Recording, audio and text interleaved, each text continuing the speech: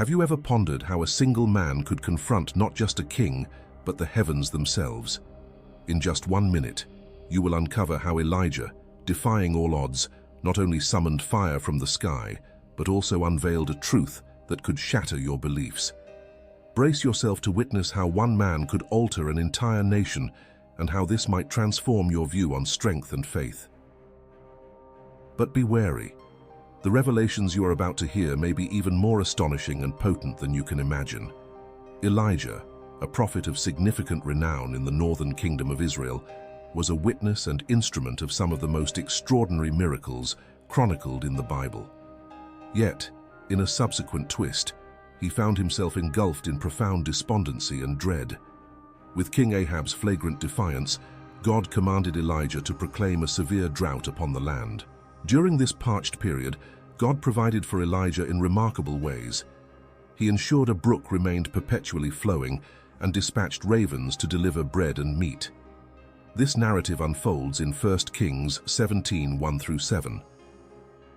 Elijah, the Tishbite from Gilead, stood resolute before Ahab, declaring, "As surely as the Lord, the God of Israel, lives whom I serve, there will be neither dew nor rain in the next few years except at my word." Then the word of the Lord came to Elijah, "Depart from here and head eastward. Hide yourself by the brook Cherith, east of the Jordan. Drink from the brook, and I have commanded the ravens to feed you there." Elijah followed the divine instruction. He settled near the brook Cherith, east of the Jordan, and the ravens brought him bread and meat both in the morning and evening while he drank from the brook. However, after a time, the brook dried up, for the drought had seized the land. God then directed Elijah to the home of a widow, who was also on the brink of starvation, ready to consume her last morsel of food. Then God granted Elijah the power to assure the widow that her supplies of flour and oil would be miraculously replenished, day by day. And so it happened. When the widow's son fell ill and died, Elijah fervently prayed to God for the boy's resurrection, and the miracle occurred. The Lord instructed Elijah, "Arise, go to Zarephath in Sidon and stay there. I have commanded a widow there to provide for you." Elijah obeyed and journeyed to Zarephath. Upon reaching the city gate, he encountered a woman gathering sticks. He requested water from her, and while she went to fetch it, he also asked for a piece of bread. The woman revealed her dire predicament.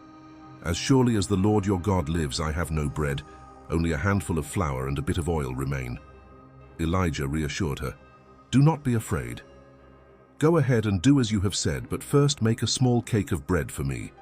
Afterward, prepare some for yourself and your son. For the Lord, the God of Israel, declares, the jar of flour will not be used up, and the jug of oil will not run dry until the day the Lord sends rain on the land." The woman followed Elijah's instructions, and both she and her household were sustained for many days. The jar of flour and the jug of oil remained full, just as the Lord had promised. However, the widow's son fell gravely ill and died. In despair, the woman confronted Elijah. "What do you have against me, man of God? Did you come here to remind me of my sins and cause my son to die?" Without hesitation, Elijah asked for the boy. He took him to the upper room and laid him on the bed. Elijah cried out to the Lord, "O Lord my God, have you brought tragedy upon this widow who has welcomed me by causing her son to die?" Elijah stretched himself out on the boy 3 times and pleaded, "O Lord my God, let this boy's life return to him." The Lord heard Elijah's plea, and the boy's life returned to him.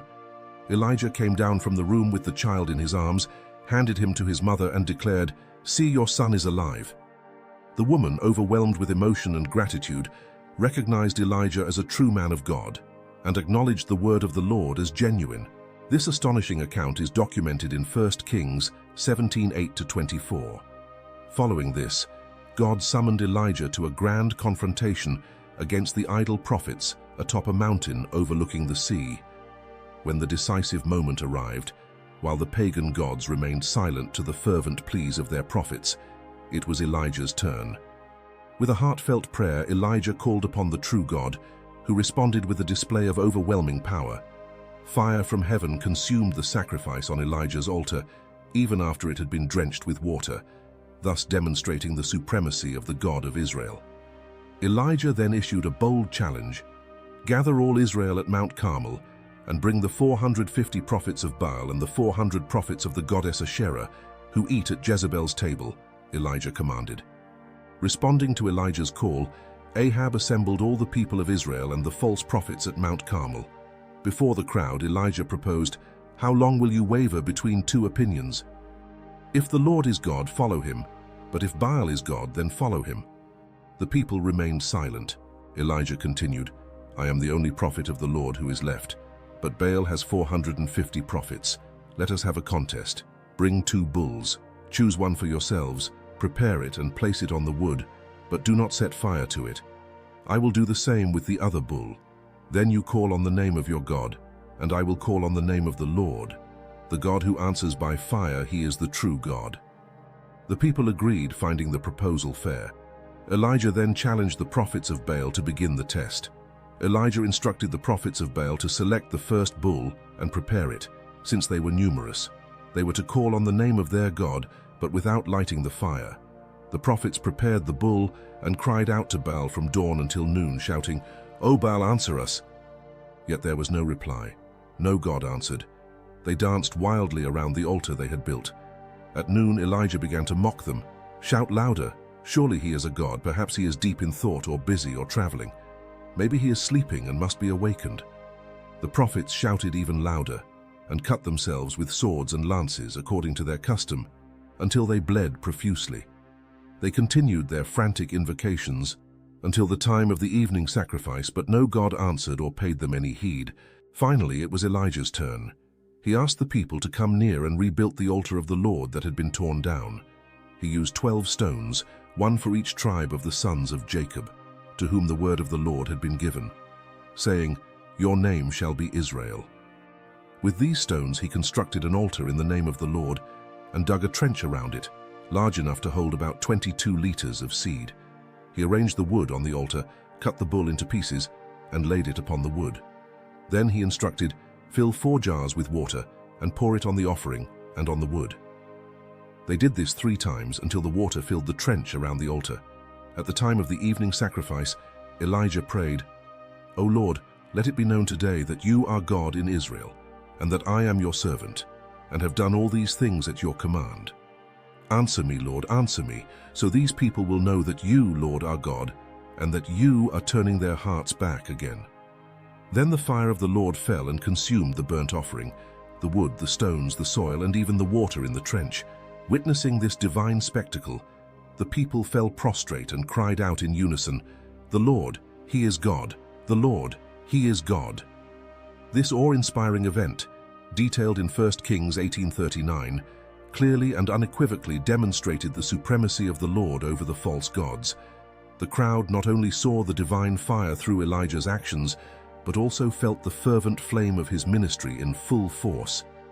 Elijah, deeply troubled by the spiritual rebellion of the people and outraged by the false prophets of Baal, faced these challenges on Mount Carmel with immense courage. He stood against 850 prophets of Baal and Asherah, overcoming a staggering odds of 850 to 1. His bravery was akin to David confronting Goliath.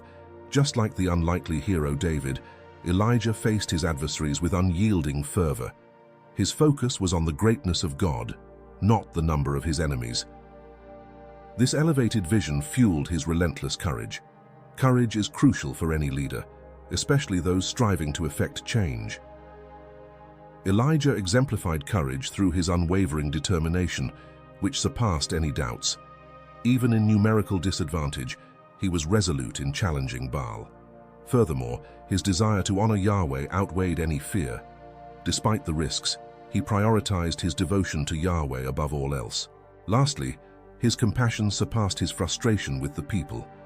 Despite his disapproval of their conduct, Elijah sincerely wished for their return to Yahweh.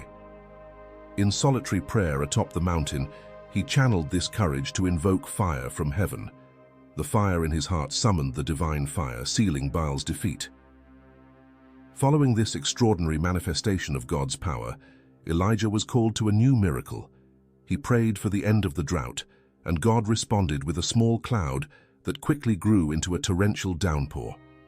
Despite these spectacular triumphs, Elijah found himself in a moment of profound despair upon learning that Queen Jezebel had sworn to take his life. With a heavy heart, he fled to the far end of the country and lay under a tree asking God to take his life.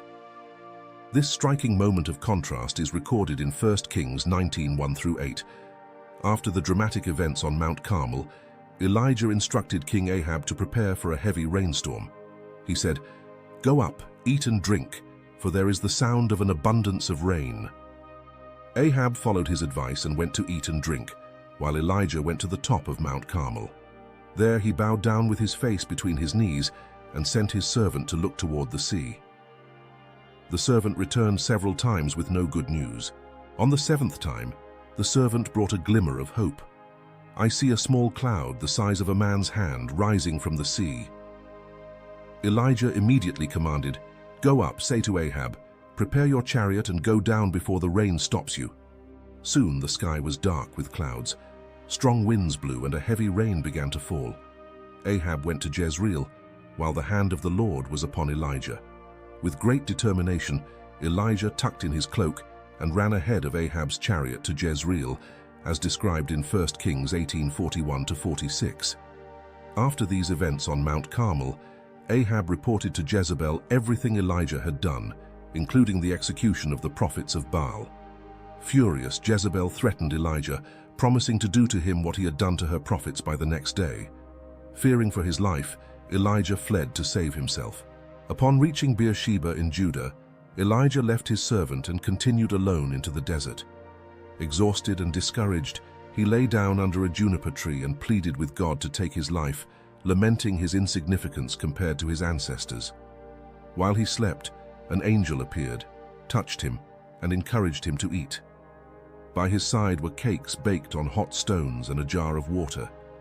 After eating and drinking, Elijah fell asleep again.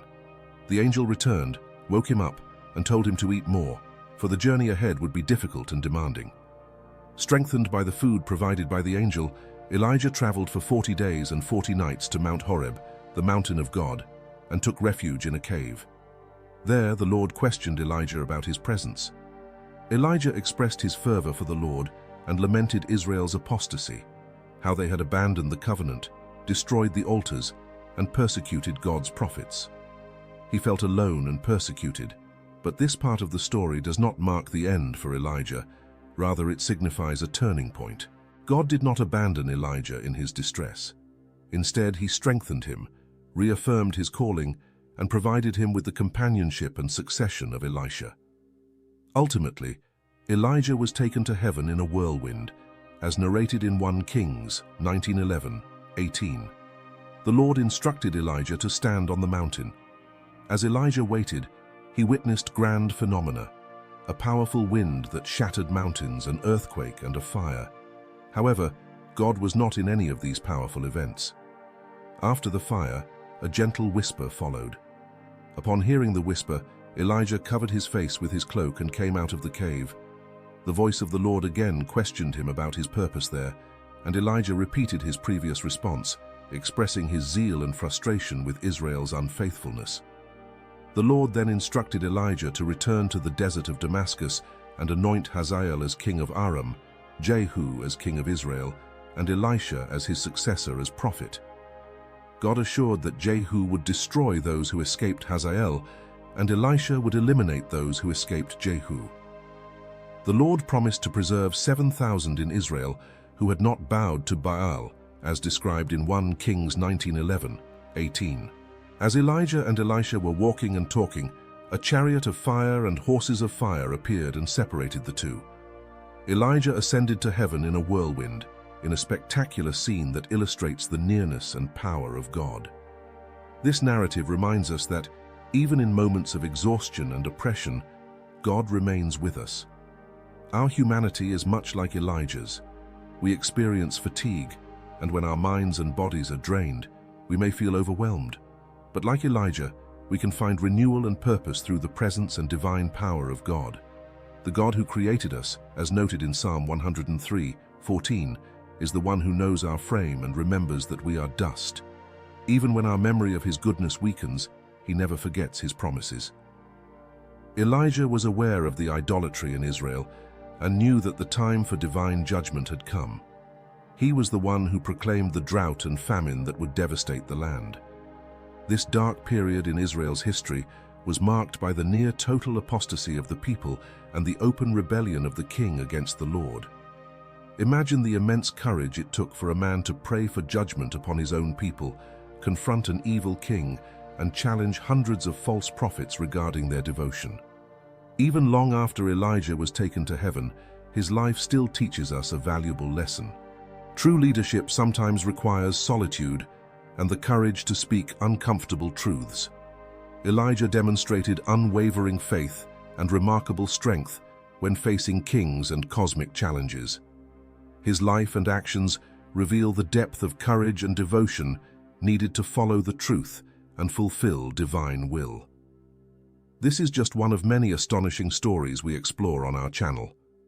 Each video is a journey through narratives that challenge the ordinary and reveal profound truths. If you were impressed by Elijah's courage and faith, imagine what else you can discover with us. Don't miss the chance to explore more stories that can transform your worldview. Be sure to subscribe, activate notifications, like, and share so you and your friends won't miss any of our incredible journeys. Join us in this ongoing adventure of discovery and inspiration. Until next time.